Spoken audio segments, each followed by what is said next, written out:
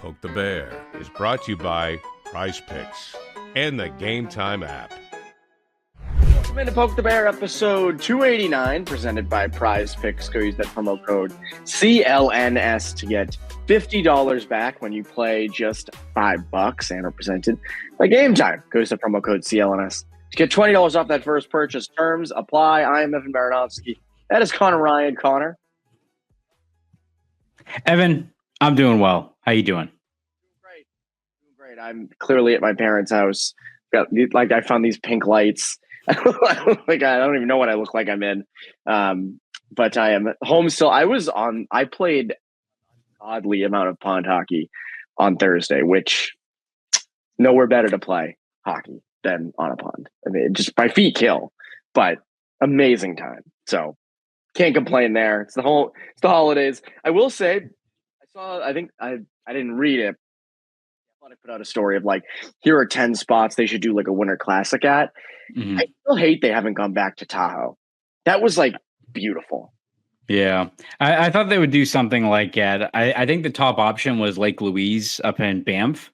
That'd be fun as hell doing something like that. I feel like that's always the video. It's every year. You see around the winter time where it's some dude with a GoPro skating and cuts up to Lake Louise and it looks unreal. That feels like it's got to be something that the NFL has to do at some point, right? I know people I know the players I don't think like Tahoe because I know who played the first game, the Oilers and someone else, and the ice was pretty. It was the Avs, I think. The Avs and the Knights. Yes, that's what it was. And I know it wasn't perfect there. And listen, there's going to be a lot of headaches, I think, when those kind of things happen. But I don't know, it still felt like a really unique event that got eyeballs on the NHL. And that's kind of what the NHL needs these days is days like that catch your attention. I know the Winter Classic, and I personally like the Winter Classic. I know every year people are oh, is it losing against Leicester? And then I always enjoy the actual broadcast. But in terms of a national audience, remember the first couple ones they had? First one, it was snowing out. It was perfect. All of the sports world was catching in and seeing what was going on. If you have a game like the Tahoe game again, or up in Banff or something like that, man, that'd be really cool as hell to see it play out. And the one thing the NHL does not do is serve as trailblazers for the other big sports. They always kind of follow the lead of everyone else. Yes.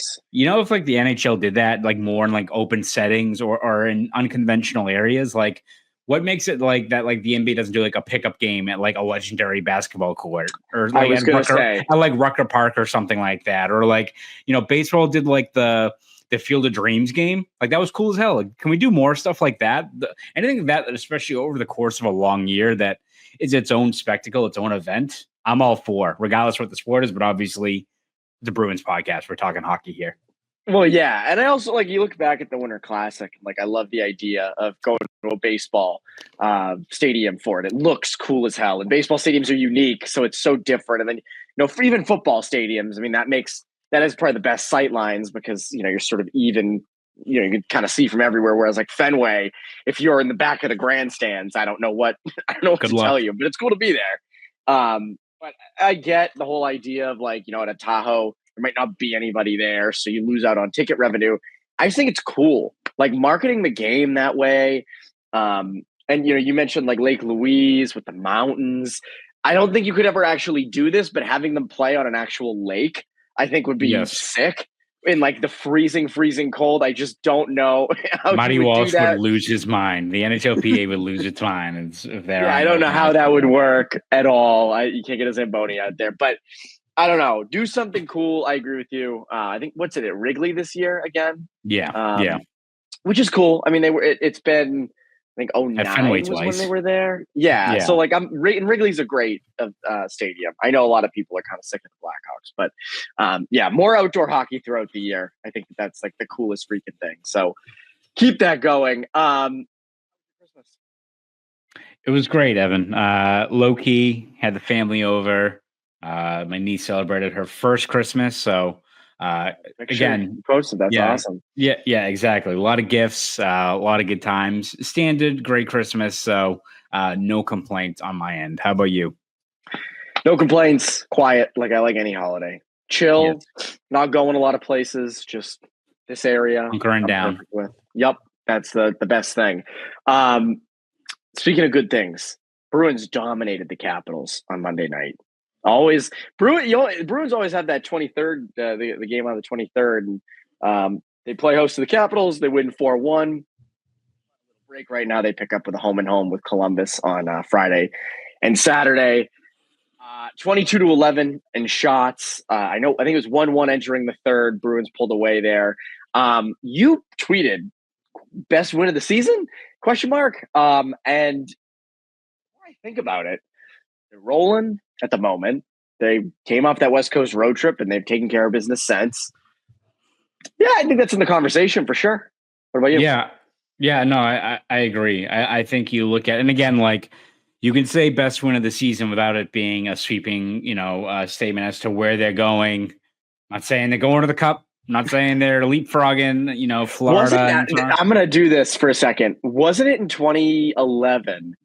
It was that December 23rd game against the Thrashers that sort of turned that season around. That had a lot of fights. That had a lot of brawls. That was that famous Freddie Meyer hit on Milan Lucic.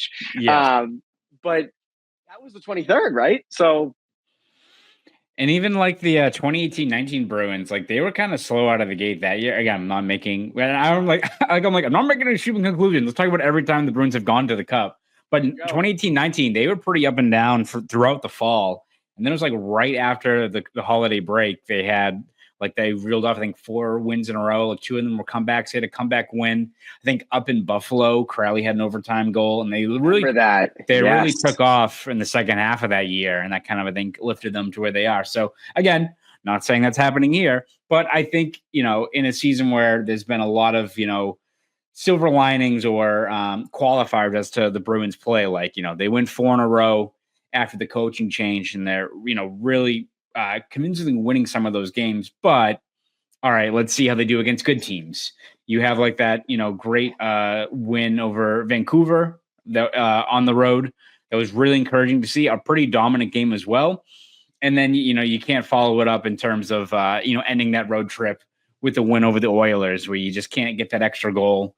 You let them come back. And that's also sandwiched in between a start of that road trip where they get smoked by the Winnipeg Jets, lose to the Kraken. Like there hasn't been like stretches here where you've had consistent good play. So I'm not going to get carried away off of one game, but I do think you look at, maybe it's also the circumstances of it being the first game before the break where you have more time to let that win kind of marinate. But I think you look at the quality of the competition. Washington, again, second leg of a back-to-back, but damn good team. And I think you saw the way they played, like really relentless on the forecheck, really active sticks. You can see why I think they're at the top of the league. They've got a lot of buy-in all across the roster. I think Carberry's done an awesome job there. And that should be a pretty formidable team, especially once they get Ovechkin back. But I think you look at the Bruins and like their mentality and where they're approaching things for how they need to play under Joe Sacco. That's kind of the gold standard as to what they need to do in order to be in games and win games, right? Like, again, you helped out by the third period in terms of that Coyle, Lindholm, Marchand line breaking through, and we'll talk about them a little bit later. But throughout that game, the Capitals weren't getting a whole lot. I think the Bruins had 14 block shots.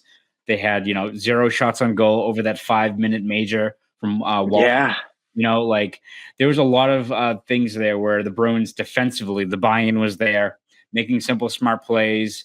The Capitals are pretty dangerous transition, didn't have a lot of odd man rushes. Swayman made the saves they need to make. Like, I think if you're the Bruins, yes, I don't think you're going to be holding teams to 11 goal per game, but that buy-in, the block shots, the clearing guys out of grade A ice, limiting cross-slot passes, stuff like that. If you'd adhere to that mentality, maybe it's not 11 shots, but if it keeps teams to 25 or fewer and you're limiting grade A looks, and I think the Bruins are 4th, I think, in high danger chances allowed per 60 since Sacco's taken over. That's a winning formula. This team still has flaws. We can talk about scoring, all that stuff, but if you control your end of the ice and you're very tough out and the goaltending especially improves, you're going to be a pain in the ass to play against. And that makes you a hard out. And when you get to the playoffs, if you make the playoffs and you're a team that is deficient in terms of scoring, being a hard out at least gives you a chance of extending series and making things interesting. I think that's how the Bruins need to play if they want to make some noise and being entertaining product this season.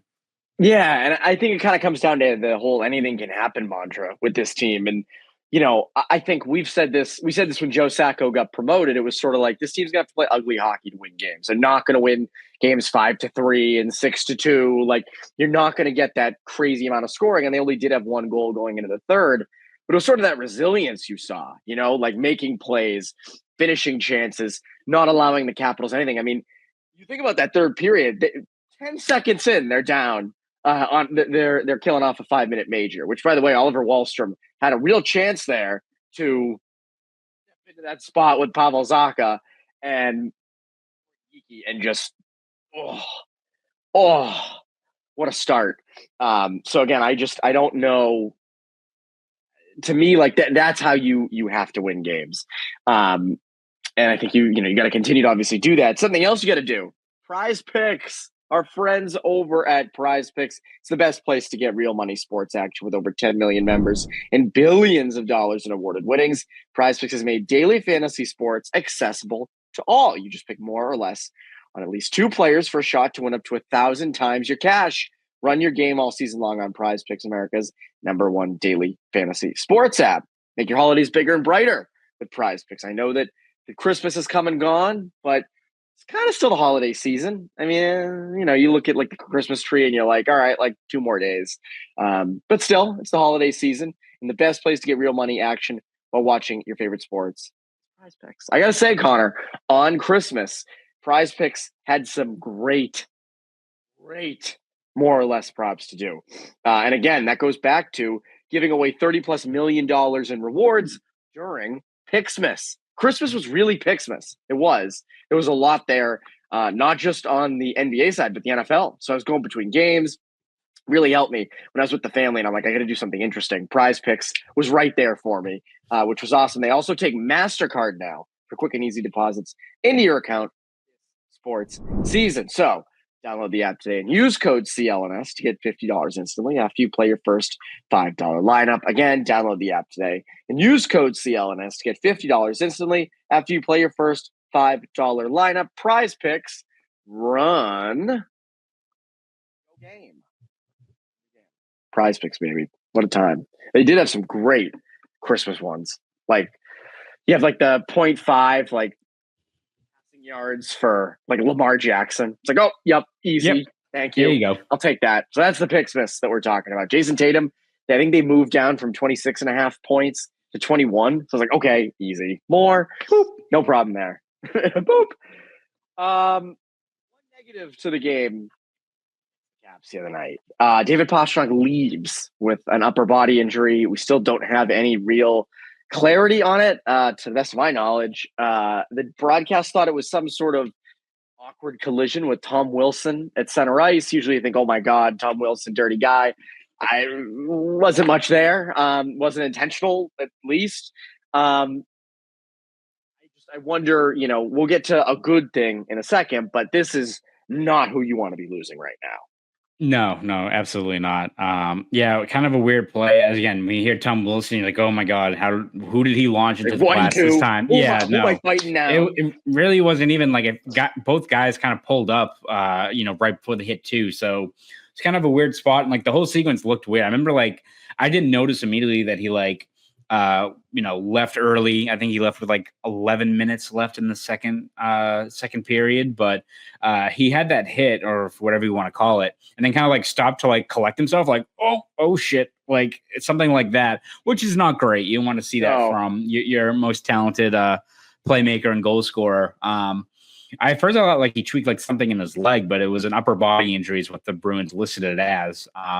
Didn't get any update after the game with the holiday break. They're not going to practice until Friday morning, I imagine, in Columbus. So we probably don't have an update yet in terms of what Pasternak's dealing with, but obviously not ideal in terms of both, you're able to win a tough game against a good opponent in Washington, but I don't think I'm splitting the atom here or dropping any revelations in which I say that the Bruins are a better team with David Pastrnak in the lineup, even with his goal scoring regression this year. And it also, I think, raises the question as to, what David Pastrnak is fighting this year in terms of lingering injuries. It's been kind of a narrative throughout the year, right? Like he had an injury that he suffered during the World Championships in May that kind of messed up his off-season regimen a little bit, which is not ideal. Said he was fine going into training camp and the regular season. Again, that's what he says. But then, like, he's also clearly been dealing with other bumps and bruises because before that Western Canada trip, he missed that Monday. They had a practice before taking off at Warrior, and he didn't practice. And Sacco more or less said, like, yeah, he's hoping to play on that Tuesday against Winnipeg, but we'll see kind of where he's at and stuff like that because of an upper body issue. So clearly something's bothering him. And it's something worth monitoring for the Bruins. Obviously, if he's like missing games outright, not ideal, but even if like he's on the ice Friday morning and he plays Friday against Columbus and he's well and good and able to play, it does raise the question as to what kind of David Pastrnak are you dealing with right now? Like, is it better to sit him for a little bit, like, you know, a week or two to see if that helps him respond to what he's dealing with or not? Because it does feel like he's dealing with some sort of lingering issue that, again, like where this team would be if David Pastrnak had another 5-6 more goals from where he was, it helped this team out a whole lot. But if he's also operating at 60% now, not ideal one for the Bruins in terms of getting tangible scoring. But how it usually works, I think, Evan, in hockey is if a guy's already at 60% and you're still got more than the half of the season to go, it's going to get worse, especially before you get to the playoffs. So definitely very concerning for the Bruins. And it does, again, make you weigh. If this is something that is just rest and letting it heal, you wonder if it is better to let him kind of sit things out, you know, until you get to that. You know, not saying you set him out until the whatever the Four Nations face off, that kind of extended break or anything like that. That's 2 months away, but you do wonder if more rest is needed for a guy like him who clearly isn't playing at his best right now. Well, I think you also look at that. If that was the play, and it did seem like that was the play that knocked him out of the game, probably re-aggravating something, which is something he's already been dealing with. And I think that's when you sort of worry, as you said, of how long is this guy going to have to sit out. I mean, you look at, like, you have Columbus Friday, you have Columbus again on Saturday, which should be 2 winnable games. I know back-to-backs are tough, obviously. Washington, I think, was coming off a back-to-back as well when they were in the Garden on Monday. But so those are 2 winnable games. Then you have Washington on the 31st. Then you have a crazy stretch. You have the Rangers, Maple Leafs, Islanders, who just lost to the Buffalo Sabres. So Oilers, Lightning, Panthers, Lightning again. You have Ottawa, and then you get into like San Jose. But then you have New Jersey, you have Ottawa again, you have Colorado, you have Buffalo, and then you have Winnipeg. That's all the month of January. So January is a brutal month for them. I agree with you. You obviously want Pastrnak to be healthy, but you can also use Pastrnak for a lot of that. Because again, like, we'll get to a certain line that's looking good. Pastrak's not in the lineup. That's the top line. Because I mean, if you're gonna roll with Geeky, Zacha, and Wahlstrom, that's a third line. That's not a first line. That's barely a second line. Like, that's a middle 6 line for sure. I think we can all agree on that. Obviously, Pastrnak elevates you. I do wonder, though, if however long Pastrak's out for, you know, we don't know yet at the time of recording. You do wonder if Wahlstrom can kind of step in. I mean, I would assume Wahlstrom would be the one-timer guy on the power play. Would probably get first reps with Zacha and Geeky. And you wonder if Sacco changes that line even more. When does Patra come up? If they even try to do that too. So, like, there's a lot of question marks there. It's just, it comes at a crappy time. I know there's no good time for an injury to happen throughout a year, but you hope that this is nothing serious going forward. And if it is something lingering, that he can get a little bit of rest and still get back in. Fortunately, if David Pastrnak is not in the game, he does not have to get tickets. But unfortunately, or fortunately, you all do. Go to our friends over at Game Time, because Game Time is focused on the togetherness this holiday season. That means when you bring people together at live events, the experience is that much better. And I assume you've already finished your Christmas shopping. I would hope.